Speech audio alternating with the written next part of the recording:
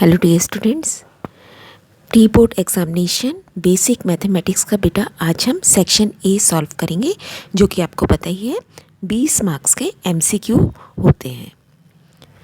तो first question is HCF 96 और 104 का 8 दिया गया है, एलसीएम बताइए। तो हमने क्या करना है, फॉर्मूला यूज़ करना है HCF into LCM is equal to product of two numbers. अब एचसीएफ के नीचे आप 8 लिख देंगे, एलसीएम हमें पता नहीं है और यहाँ दोनों नंबर हमारे 96 और 104 है। अब एलसीएम यहीं रह जाएगा, 8 गुणा हो रहा है वो इधर जाके भाग हो जाएगा। इसको काट दिया, 96 इंटू 13, आंसर इज सी। बहुपद A X square plus B X minus C के शून्यांकों का गुणनफल बताइए बेटा। तो गुणनफल प्रोडक्ट हमें बताना है पॉलिनोमियल का, तो फॉर्मूला होता है सी बाई ए, है ना। तो यहाँ पे c क्या दिया गया है, c is already minus C, c की वैल्यू जो कांस्टेंट टर्म है दैट इज़ माइनस सी। तो फॉर्मूला भी हमारा बन जाएगा माइनस सी बाय ए। ए तो ए ही है यहाँ पे, लेकिन c माइनस सी है, तो हमारा आंसर बना minus C by A B. द्विघात समीकरण का विविक्त कर बताइए। डिस्क्रिमिनेंट हमें बताना है, क्वाड्रेटिक इक्वेशन का डी बताना है। तो सबसे पहले आप ए लिख लेंगे, 3 है एक्स स्क्वायर के साथ जो गुणा हो रहा है। बी हमारा हो गया -6 और constant term c is equal to 1। अब डी का फॉर्मूला आप लिखेंगे b² - 4ac। केयरफुली वैल्यूज़ रख देंगे, -c को आप ब्रैकेट में डालेंगे स्क्वायर, -4 इंटू 3 इंटू 1। -6 का वर्क करोगे 36 आएगा। बहुत ध्यान रखना है, माइनस का वर्क पॉजिटिव ही होता है। Answer is 24। नेक्स्ट देखिए, बताना है कि इस सिस्टम में इसका 9 सॉल्यूशन है या 2 सॉल्यूशन है या कौन सा आंसर हमारा। तो हमें क्या करना होता है बेटा, a1/a2, b1/b2 and c1/c2 check करने होते हैं। सबसे पहले आप इन क्वेश्चंस में चेक करेंगे कि दोनों इक्वेशंस आपकी सेम पैटर्न पे होनी चाहिए। अगर c1 इसमें यहाँ लिखा है तो इसका भी c2 इक्वल के दूसरी साइड ही होना चाहिए, या दोनों इक्वल के इस तरफ होंगे या दोनों इस तरफ। दोनों इक्वेशंस का पैटर्न सेम होना चाहिए। x के नीचे x आप रखेंगे। अब a1/a2 क्या बन गया, 2/6 और ये बन गया 3/9।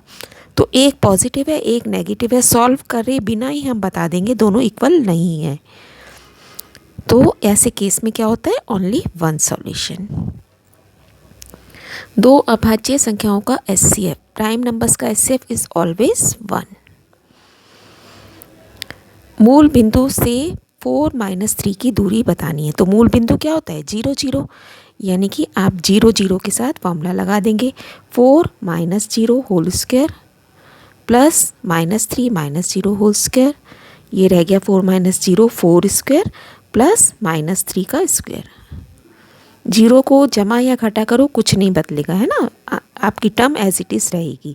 तो यही हमारा एक तरीके से फॉर्मूला भी बन जाता है। अभी इसे सॉल्व कर लेंगे। √16 + 9 that is 25 equal to 5 unit. समांतर श्रेणी का 20वां पद बताइए। 20th टर्म हमें बतानी है बेटा। तो ए आपके पास क्या है, 15। डी हमारे को कैसे निकालना होता है, सेकंड टर्म में से फर्स्ट को माइनस करना है या थर्ड में से सेकंड को माइनस करना है ना।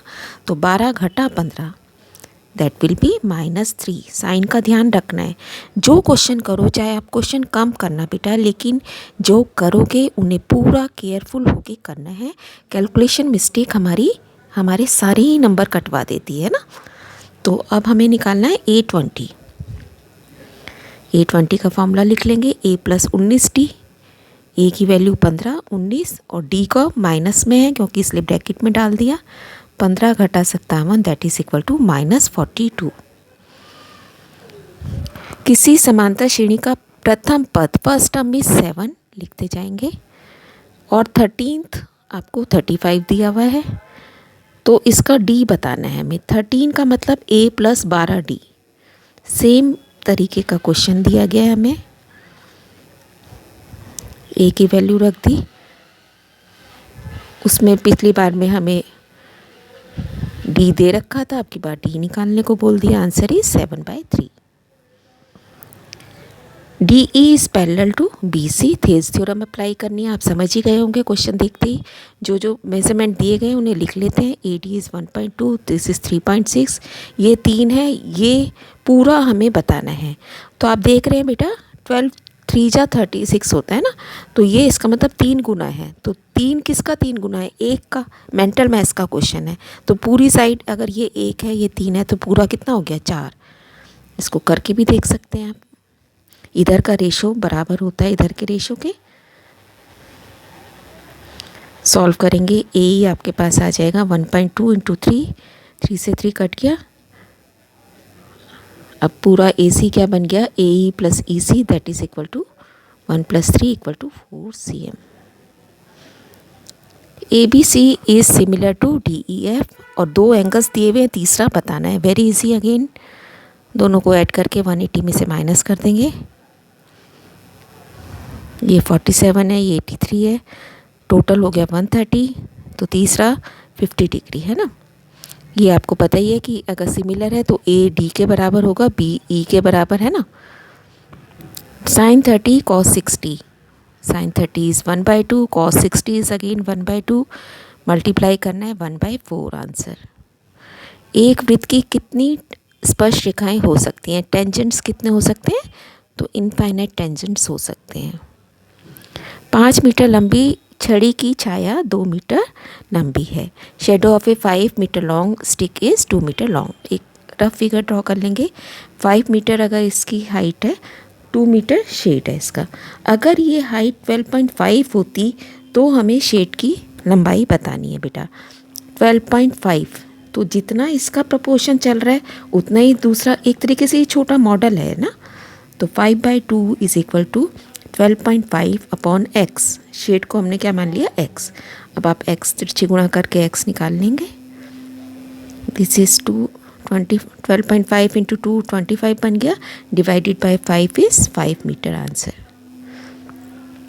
tan square 45 minus cos square 60। अब tan 45 क्या होता है पहले आप लिख लोगे साइड में, this is 1 and cos 60 is 1/2। अब स्क्वायर करने हैं इसके, तो ये बन गया 1 का स्क्वायर माइनस 1/2 का स्क्वायर। 1 minus 1/4 that is 3/4। ये 2 स्पर्श रेखाएं दी गई हैं और ए पी बी 60 है, तो इसके सामने का कितना बना बेटा? 120। लेकिन हमसे पूरा एंगल नहीं पूछा है, इसने ए ओ पी पूछा है, आधा पूछा है इसका। तो अगर ये पूरा 120 है तो इसका आधा कितना होगा? 60 होगा, है ना। लिख के भी देख सकते हैं आप, अदरवाइज़ 1 मार्क्स के क्वेश्चन में आप डायरेक्ट भी इसको मेंशन कर सकते हैं। Angle 2 is 120/2 that is equal to 60 degree. बहुत अच्छा रहता है बेटा कि आप थोड़ी सी कैलकुलेशन अपने पेपर में शो भी करें, जिससे कि टीचर को पता चले कि आपने अपने आप की है, आपको नॉलेज है इस बारे में और आपने कहीं से चीटिंग नहीं की है। यदि P E is equal to 0.96 तो पी ई नहीं की वैल्यू बतानी है। दोनों मिला के कितनी होती है? 1 होती है ना।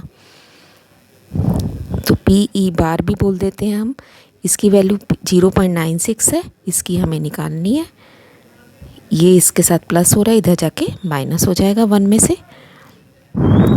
और जहाँ अगेन आप कैलकुलेशन मिस्टेक करते हो, 1 का मतलब है 1.00। अब डेसिमल के नीचे डेसिमल रहेगा, इधर 0 आ गया और यहाँ दोनों डिजिट हमारे 9 और 6 आ गए। अब हम माइनस कर देंगे, 0.04 इज़ द आंसर। बहुलक वर्ग बताना है मॉडल क्लास, तो जिसकी हाईएस्ट फ्रीक्वेंसी किसकी है यहाँ दिख रहा है हमें, इसको हाईलाइट किया और आंसर को टिक कर दिया।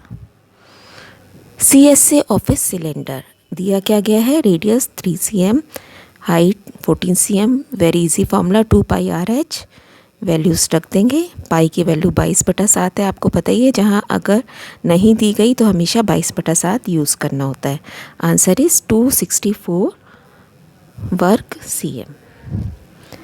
नेक्स्ट क्वेश्चन हमारे असर्शन और रीजंस के हैं। आपको पता है कि हमें दो ए आंसर जब टिक करना है जब दोनों सही हैं, रीज़न भी उसके अकॉर्डिंगली दिया गया है। बी हम जब सही करते हैं बातें दोनों सही हैं लेकिन रीज़न उसके अकॉर्डिंगली सही नहीं है। सी आपका आंसर जब होता है जब ए सही है रीज़न गलत है, और डी जब ए गलत है रीज़न सही है। तो हम क्वेश्चन पढ़ते हैं, दो क्रमागत धनात्मक पूर्णांकों का गुणनफल 2 से भाज्य होता है। The product of to consecutive positive integer is always divisible by 2। हमेशा सही है ये बात कि दो लगातार संख्याएं आ रही हैं तो उनमें एक सम संख्या होती ही होती है, एक सम होती है एक विषम होती है। तो अगर जहाँ सम संख्या आ रही है इसका मतलब वो 2 से भाग हो रही है, तो ये सही है। नेक्स्ट कह रहा है 196 के अभाज्य गुणनखंड में गुणनखंडों के घातांकों का योग 4 है। सम ऑफ एक्सपोनेंट इज़ 4। तो इसको करके देखते हैं बेटा। 196 के अभाज्य गुणनखंड करेंगे आप, ये सब आपको आता ही है। अब देखो ये बन गया 2 की घात 2 गुणा 7 की घात 2। तो इसने कहा है घातों का योग कितना है, इसकी घात 2 इसकी घात 2, घातों का योग कितना बन गया 4। वही उसने कह रहा है, तो ये बात तो सही है लेकिन इसका और इसका आपस में कोई रिलेशन नहीं है, तो यहाँ हमारा आंसर बनेगा बी। नेक्स्ट देखिए, 2 और 3 किसी के शून्यांक हैं तो बहुपद ये बनेगा। अगर शून्यांक हमें दिए गए होते हैं तो हम कैसे बनाते हैं बहुपद, पहले हम सम निकाल लेते हैं। 2 + 3 5 बन गया, प्रोडक्ट निकालेंगे, गुणा करके 6 आ गया। फॉर्मूला होता है x² - सम × x प्लस प्रोडक्ट, तो ये बनेगा है ना। तो ये इसने सही दिया हुआ है, और दूसरी बार में उसने फॉर्मूला ही लिख दिया, वो भी बिल्कुल सही लिखा हुआ है। इसका मतलब यहाँ हमारा आंसर ए है।